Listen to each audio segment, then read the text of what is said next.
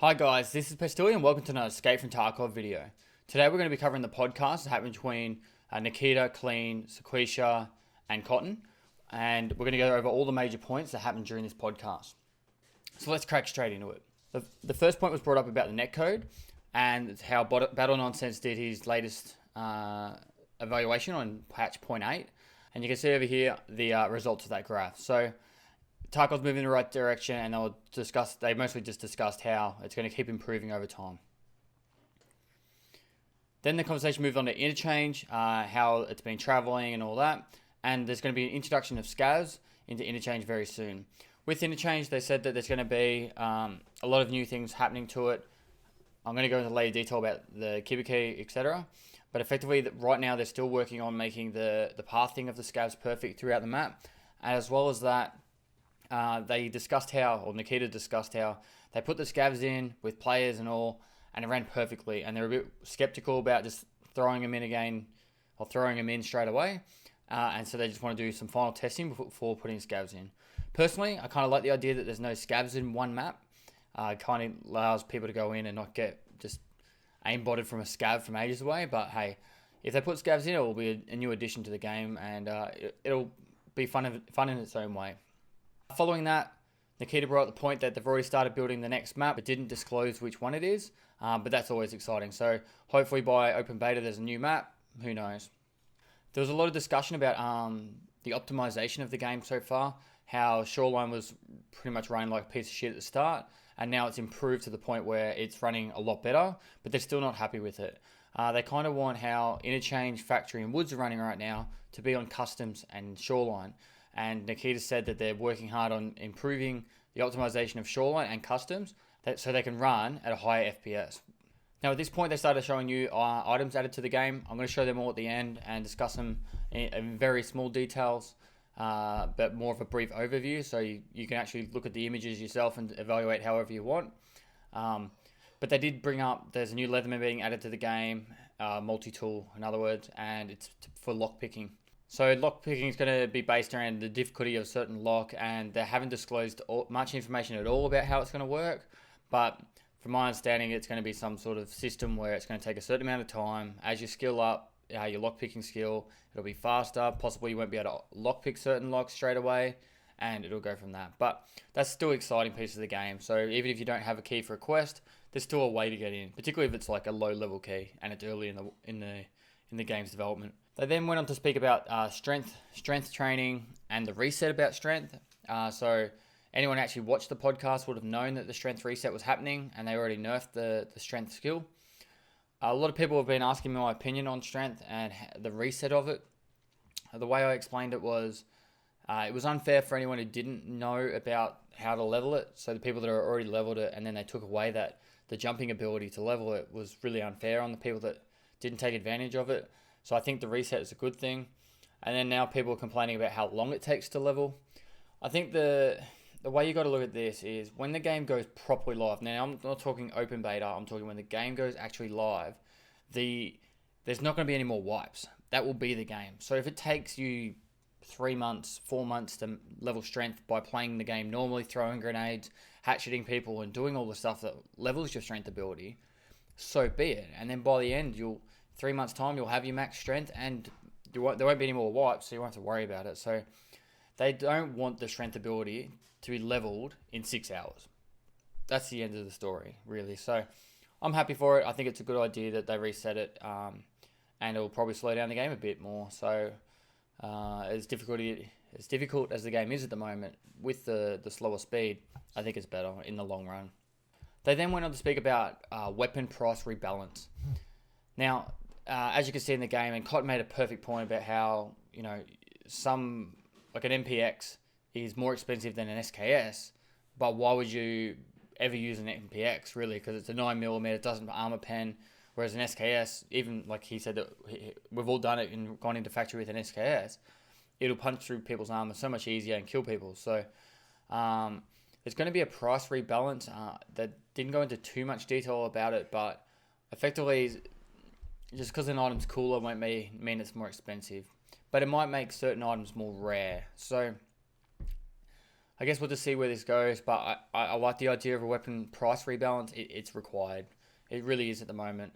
There's some pistols that are way too expensive. The Glock, if you convert the euros to rubles, it's like 25,000 rubles for a Glock, and it's nowhere near worth 25,000 rubles. But I love using it because of all the mods. So Nikita spoke about after this, Nikita then spoke about the Visors and how the Visors are, when they first initiated it with the .8, they were way too overpowered. He said it was pretty much juggernaut mode.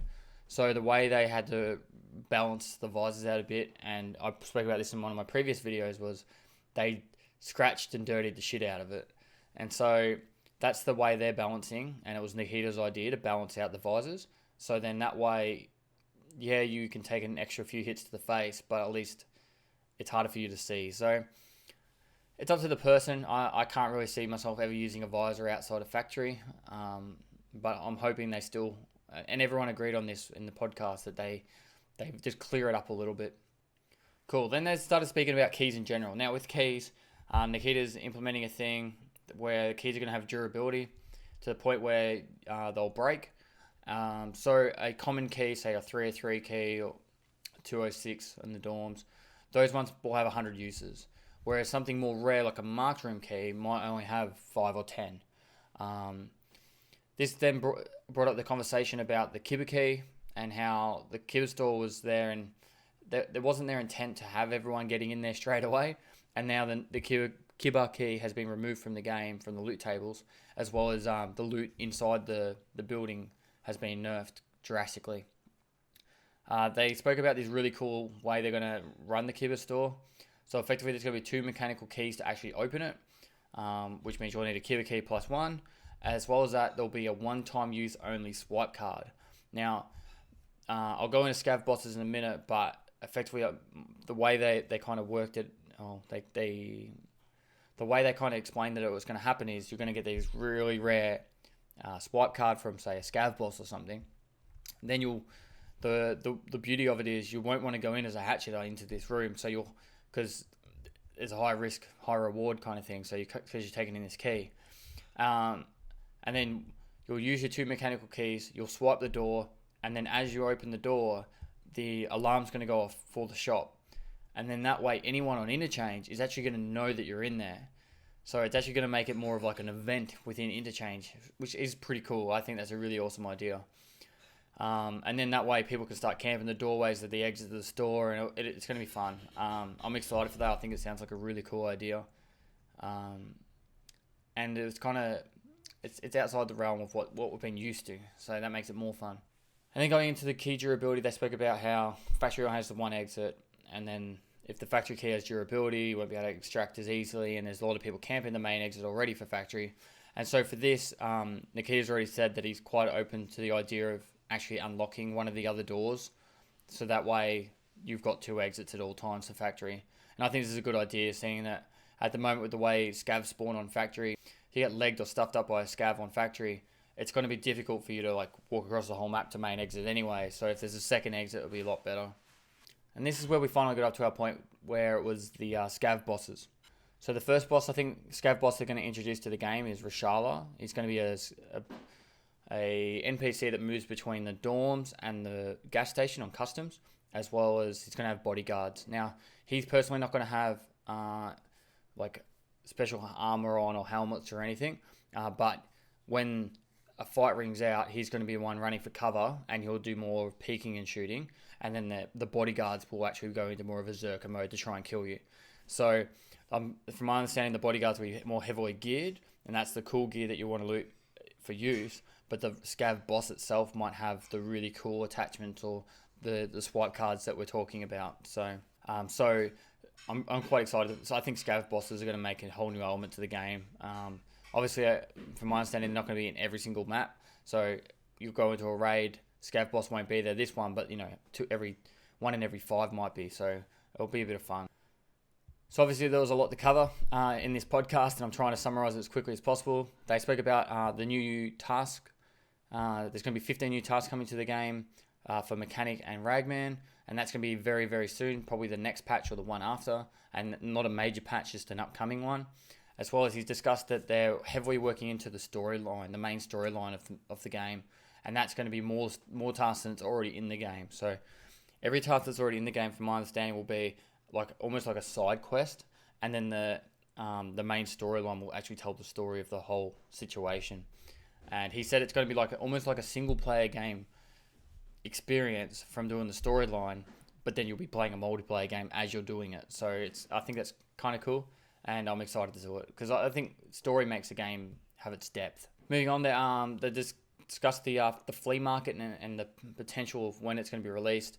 It's not going to be too soon, but it's definitely on the cards to be done soon. TM, effectively. So the Flea Market is going to be driven by the players, and so therefore it's going to have the players controlling the value of items. So, if there's only one arse house up, it'll be expensive, and they might even back off some of the trader items that you can purchase, so that you can only actually get them from the trade market. So I think that's going to be interesting, and then it'll make it a lot easier and safer for people to trade items, say keys, example. They then spoke about the spawn locations and how there needs to be more distance between spawns. The idea of adding widening customs, for example, and having a wider, more square-shaped customs map. Therefore, you can spawn on all four corners of the map, making it less condensed at the start. As well as they're going to actually remove, and this is going to be soon as well, the actual spawn selection. So it'll be random, and you won't actually be able to pick. And to be honest, besides doing tasks, I don't think it's going to have a massive impact on the game. It'll probably stop some people farming, say, factory keys or stuff like that, or march rooms as much. But I think that overall, it'll help with how quickly the maps will launch, because there won't be as many people spawning on one side and there'll be people matching, waiting for a side. They then spoke about armbands. Armbands are going to be introduced in very soon, in probably the next patch, and they were going to make it so it was automatically selected what colors. However, it's determined that it'll be more interesting to have it realistic, and therefore you pick your own colored armbands, and your teammates will pick it as well. Therefore, if you bump into another squad that has the same colored armband, well then so be it, and it will make more confusion but more realistic. There's going to be case naming added to the game, so you'll be able to name your eye cases, weapon cases as well, which that's really cool, because sometimes, like by the end of last wipe, I was sitting on like 14 eye cases and a dozen weapon cases, and searching through them all got kind of a bit confusing towards the end, and that's going to be better. They then introduced what was called the Cult People. Now, the Cult People are like an extra faction within the game, and they're going to have their own rituals. It's kind of how the Mark Circle comes along, add more depth to the story, and it's going to be really interesting. That they haven't gone into much detail about what the Cult People will do in the game and how much influence they'll have over what we'll experience, but it looks like it's going to get really, let's say, three-dimensional. It's not going to be just a linear kind of experience, which is good. That's what we want. Hideouts probably won't be out anytime soon. They'll be coming out with open beta, but they're still well on the priority list for getting sorted. And finally, before we get into the new gear added, the compass is going to be added very soon as well. Not a GPS, just a standard compass, which your standard military issue, which will be useful for giving out directions like north and that, for when you're getting shot at, and you can give better directions for people. But that's where callouts can still make a better experience for people anyway. Finally, before I wrap this up, I'll quickly go over some of the new gear that's of more pertinence. The new motion rifle is going to be added to the game soon. They've already got well and truly into the development of the RPK Modern, which is going to just have, instead of a belt fed initially, it's just going to be magazine fed with a 50 round mag. And I think Nikita was saying that you could put that 50 round mag on your AKs as well. So Nikita said it's his priority to try and get the 40mm grenade launchers into the game as well. However, it's trying to fix the physics behind it, so it doesn't just destroy the netcoding and lagging of the game. So there's plenty of new scopes coming. I won't go into much detail about that, but effectively there's going to be a new, I think, 4x, 2x, and a few more red dots. Always cool for that. There's a plethora of attachments for the guns, like stocks, foregrips, bolt charging handles, all that kind of stuff, which is all cool.